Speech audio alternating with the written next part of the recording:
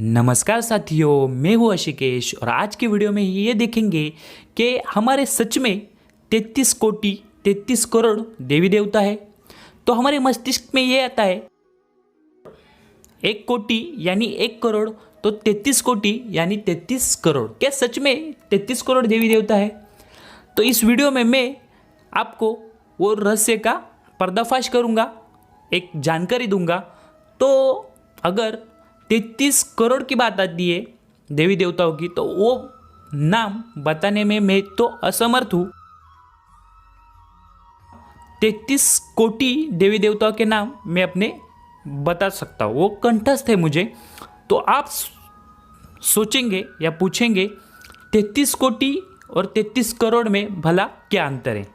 वही अंतर है जो मात्रा और समूह में है, जो सीमित और असीमित में है। जो अनुवादक यानी ट्रांसलेटर ने वेदों में लिखे शब्द को, वेदों में दूसरे लिखे शब्द को 33 कोटि को 33 करोड़ समझ लिया। 33 कोटि यानी 33 करोड़ ये गलत है। 33 कोटि यानी 33 उच्चतम भगवान, और वहाँ से 33 कोटि को क्या हुआ? 33 करोड़ हुआ। इसका उल्लेख ऋग्वेद, यजुर्वेद एवं इसका संदर्भ आपको भगवत गीता में भी पाया जाएगा। यही प्रश्न बृहदारण्यक को अपने पद यज्ञवालिके प्रश्नावली में भी पूछा गया था। भगवत गीता के 10वें अध्याय और 8वें श्लोक में यह कहता है कि नारायणादि ब्रह्मा जायते, नारायणादि प्रजापति प्रजायते, नारायणादि इंद्रो जायते, नारायणी दृष्ट वसवो जायन्ते, नारायण देशा काद्रा रुद्रा जायते, नारायणादि दिशा दित्या। तो इस श्लोक का अर्थ ये है, ब्रह्मदेव का जन्म नारायण भगवान से हुआ और नारायण भगवान से ही प्रजापति की उत्पत्ति हुई। नारायण भगवान से ही इंद्र, 8 वसु, 11 रुद्र और 12 आदित्य इनका जन्म हुआ। साथ ही साथ प्रमुख वेदों और उपनिषदों में बताया गया है कि 8 वसु, 12 आदित्य, 11 रुद्र, 2 अश्विनी कुमार को मिलाकर 33 कोटि देवी देवता होते हैं।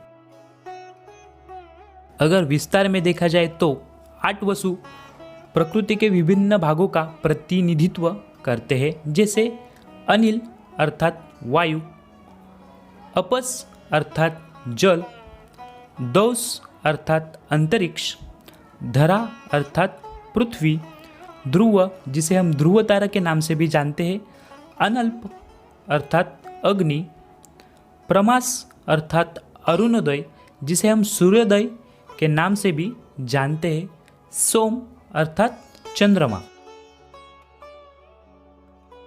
12 आदित्य हमें हमारे सामाजिक जीवन 12 भागों और वर्ष के 12 माह के विषय में बताते हैं। विस्तार में देखा जाए तो पहला है शक अर्थात नेतृत्व, दूसरा अंश अर्थात हिस्सा, तीसरा आर्यमान अर्थात श्रेष्ठत्व, चौथा है भाग अर्थात हरोहर, पांचवा है धत्री अर्थात अनुष्ठान कौशल्य, छठा है वस्त्र अर्थात शिल्प कौशल्य, सातवां है मित्र अर्थात मित्रता, आठवां है रवि या कुशल जो प्रतीक है समृद्धि का, नौवां है सवित्र या पर्जन्य जिसका अर्थ है शब्दों में छुपी हुई शक्ति, 10वां है सूर्य या विवस्मान जिसका अर्थ है सामाजिक कानून,